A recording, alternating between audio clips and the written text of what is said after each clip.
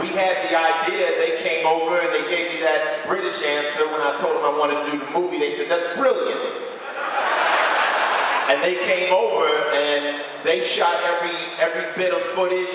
Andy Baber is the one that, you know, they said, we got an idea, we're gonna do helicopter shots. I'm like, you got money for helicopter shots? We'll get money for helicopter shots.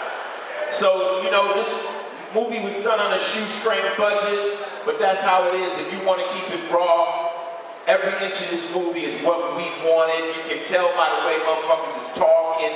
You can see it's grimy. No big studio would have funded this grimy shit. You're never gonna see that many black people talking whatever the fuck they want to say, probably the rest of your life on a movie screen. Question. With my phone book, I called the people I know. You should do a movie and have Jay-Z as a star. You know? I mean, the one thing about this film is it's not about coming to see your favorite rapper. It's really just about me getting 30, 40 rappers together and them talking about the passion for hip-hop. So if your friends come to see this movie to see their favorite rapper, they're coming to the wrong movie. And trust me, if you didn't see your favorite rapper, you saw your favorite rapper's favorite rapper. There you go. It was nerve-wracking, you know, it's crazy. You know, when I'm on television, I just say the lines and I go home and it magically appears on the screen. Doing this, we had to edit how many hours did we have in this film? 700, 70 hours of footage into 2 hours. You want to talk about gray hairs. You know what I'm saying? So it was very difficult, but it's rewarding when I come here and I see the response. And this was like a love letter to hip-hop. This is like me. In hip-hop, you always supposed to give back. You always supposed to speak highly. If you hear somebody dissing hip-hop, it's like a religion. You're supposed to check them real quick.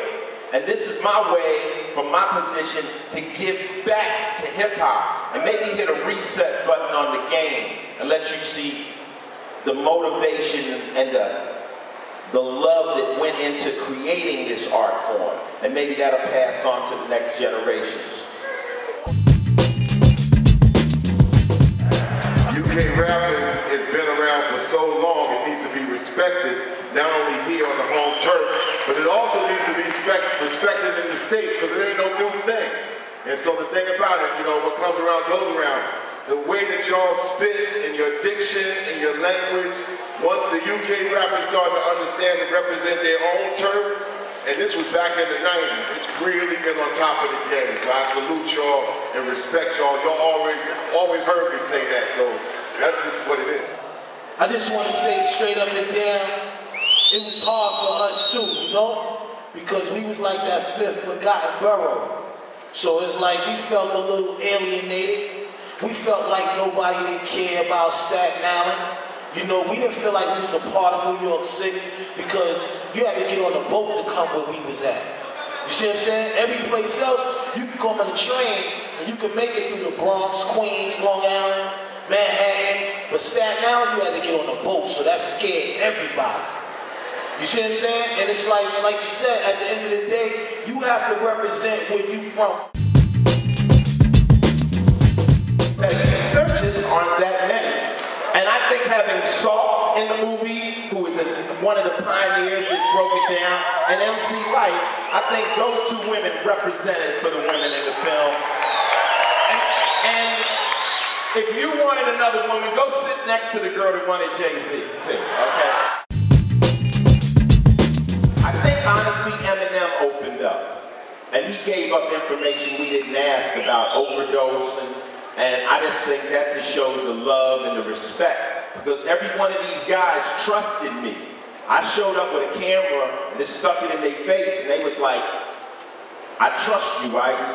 And I knew I had to make a movie that they would be proud of being in, you know? And I wanted to make a movie that hip hop would be proud of, that hip hoppers would show their kids and say, this is a good representation. It might not be every rapper that's supposed to be in there. It might not be enough girls, but it's still a representation of the art form. And it was the best Ice could do with his goddamn phone book. That's all he did. Man.